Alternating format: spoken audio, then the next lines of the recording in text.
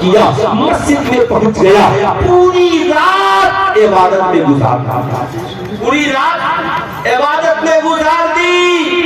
حضرت صدیق سکتی نماز تہجد پڑھنے کے لیے پہنچ گئے. جب پہنچے تو دیکھا کہ وہ نوجوان جو سڑک کنارے پڑا تھا وہ مسجد میں موجود ہے. ملاقات کی, کہا شہزادے خیریت؟ آپ تو سڑک کنارے پڑے تھے, آپ مسجد میں. کہا ہاں حضور. آنکھوں میں آنسو آ گئے, صدیق سکتی کے ہاتھ کو چوما. کہا ہاں حضور, میں ہی وہ گنہگار ہوں جو شراب پی کر سڑک کنارے پڑا تھا اور ناپاک زبان سے خدا کا نام لے رہا تھا, مگر میں نے سنا کہ آپ نے میرے منہ کو دھلا دیا ہے.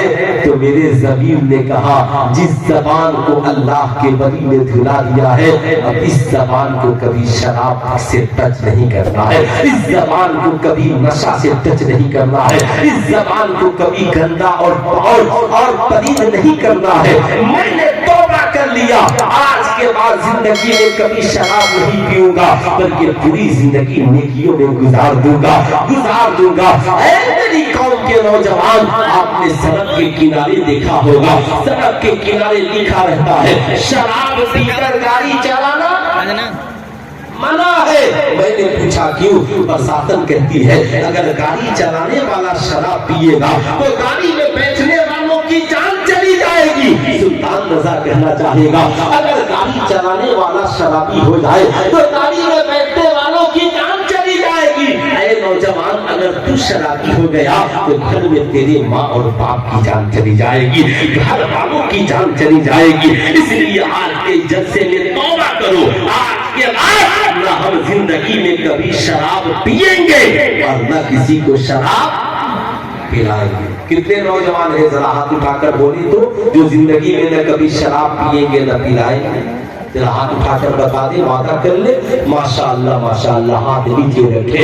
ایمان عقیدہ درست کرنے کے بعد اعمال کو درست رکھیے. شرابی نہ بنیے گا, جواری نہ بنیے گا.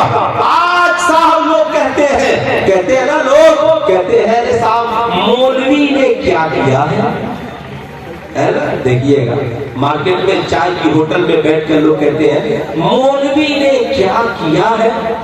اچھا صاحب, مولوی نے کچھ نہیں کیا. میں کہتا ہوں اگر مولوی نہیں ہوتا تو یہ ملک بھی آزاد نہیں ہوتا. جب پورے بھارت میں گاندھی جی کو کسی نے آزادی کی لڑائی کی میٹنگ کرنے کے لیے زمین نہیں دی تو پٹنہ میں ایک مولانا صاحب تھے, مولانا مظہر الحق صاحب, انہوں نے بلا کر کے صاحب زمین بھی دی اور اس میں صداقت آشرم کی بنیاد بھی ڈالی.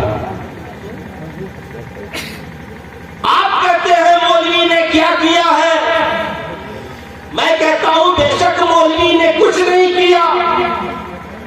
کیا. چلیے صاحب, مولوی صاحب کا حساب تو سب لوگ رکھتے ہیں. ڈاکٹر صاحب نے کیا کیا, انجینئر صاحب نے کیا کیا, پروفیسر صاحب نے کیا کیا. آج تک کسی ڈاکٹر نے آپ کی اولادوں کو فری میں ڈاکٹر بنایا؟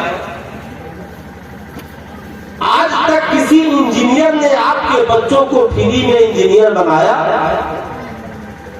آج تک کسی پروفیسر نے آپ کے بچوں کو فری میں پروفیسر بنایا؟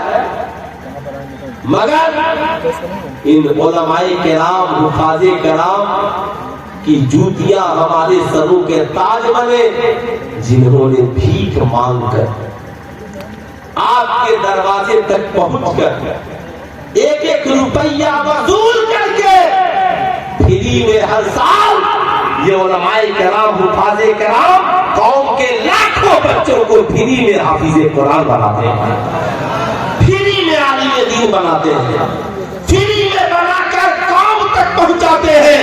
جس دن انہوں نے بنانا بند کر دیا نا تو کوئی نماز پڑھانے والا بھی نہیں ملے گا, کوئی نکاح پڑھانے والا بھی نہیں ملے گا, کوئی جنازہ پڑھانے والا بھی نہیں ملے گا.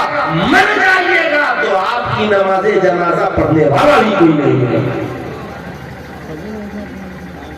آپ ایمانداری سے بتائیے کام کون کر رہا ہے؟ آج جب जब उर्दू की तरक्की की बात आती है तो लखनऊ में बड़े बड़े सेमिनार होते हैं, तो जब उर्दू की तरक्की की बात होती है तो मुशायरा होता है। क्या होता है? क्या करते हैं? मुशायरा। 2.5 लाख की शायरा और 2.5 लाख का शायर। माज़अल्लाह लोग दाढ़ी हिला हिला करके शायरा को सुनते हैं, नाम लिखते हैं फरोगे उर्दू कॉन्फ्रेंस। इनके बाप दादा ने उर्दू को तरक्की दी है।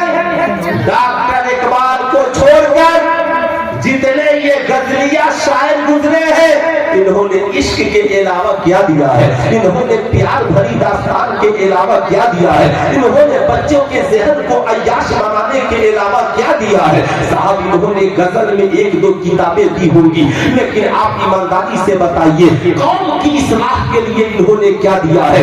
रात में गजल गा गा के कौम को गुमराह किया है, हंसी मजाक की महफिलें सजाई है, पैसे बैठा है, जेब भरा है, घर को चला गया है। लेकिन बताओ, उर्दू के तरक्की का काम इन गजलिया मुशायरे के शायरों ने नहीं किया। उर्दू की